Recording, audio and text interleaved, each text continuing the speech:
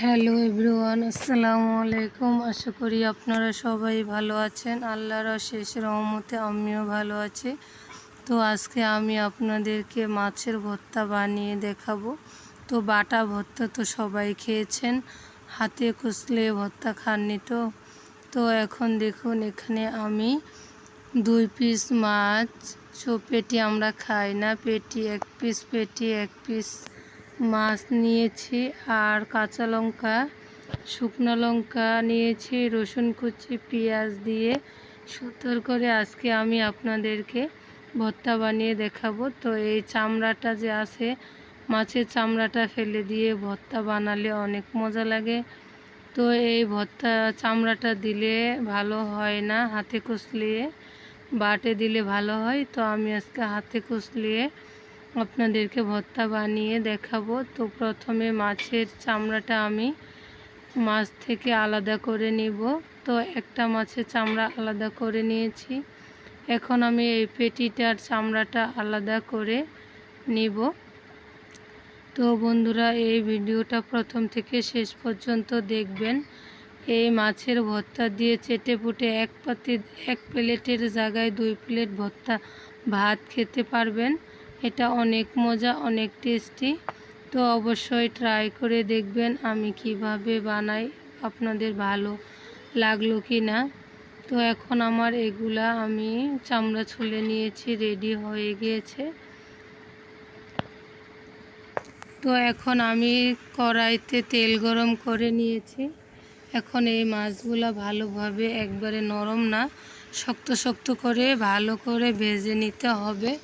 তো বন্ধুরা, এই ভর্তাটা কেমন লাগলো অবশ্যই কমেন্টে জানাবেন, আর ভর্তাটা অবশ্যই ট্রাই করে দেখবেন, বানিয়ে দেখবেন, অনেক মজা লাগে।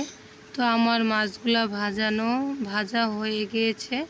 তো এখন আমি সেই কড়াইতেই রসুন কুচিগুলা হালকা ভেজে নিব। তো এর উপরে দিয়ে দিলাম শুকনো লঙ্কা, কাঁচা লঙ্কা দিয়ে দিয়েছি।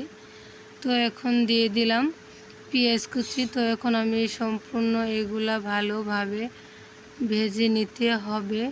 তো আমি এগুলা ভালোভাবে ভেজে নিব। তো দেখুন, হালকা ভাজা কিন্তু হয়ে যাচ্ছে। তো এগুলা একবারে ব্রেস্তার মতো ভালোভাবে ভেজে নিতে হবে।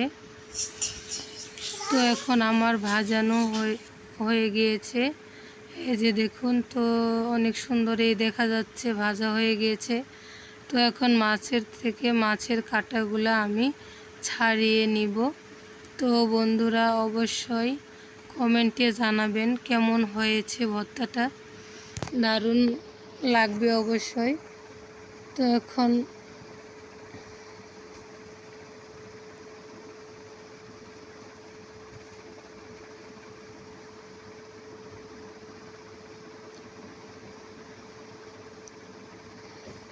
তো এই যে দেখুন, আমি সম্পূর্ণ মাছের কাঁটাগুলো ছাড়িয়ে নিয়েছি।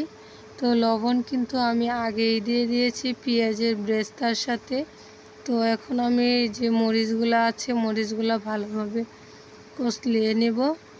তো এখন এখানে দিয়ে দিব সরিষার তেল। তো এগুলো কিন্তু আমি তেল দিয়ে ভেজেছি, সয়াবিন তেল দিয়ে। তো তারপরও আমি এখন সরিষার তেল দিয়ে দিলাম।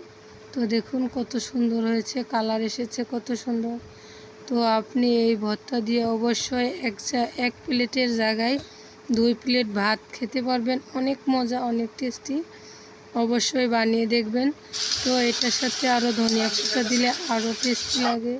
তো আমি দেইনি, আপনারা অবশ্যই দিয়ে নেবেন। তো দেখুন ভর্তাটা কত সুন্দর হয়েছে। আপনাদের যে কোনো মাছ খাওয়ার মন না চাইলে, খাওয়ার যদি মন ইচ্ছা না করে, তাহলে এভাবে ভর্তা বানিয়ে খাবেন। ভালো থাকবেন।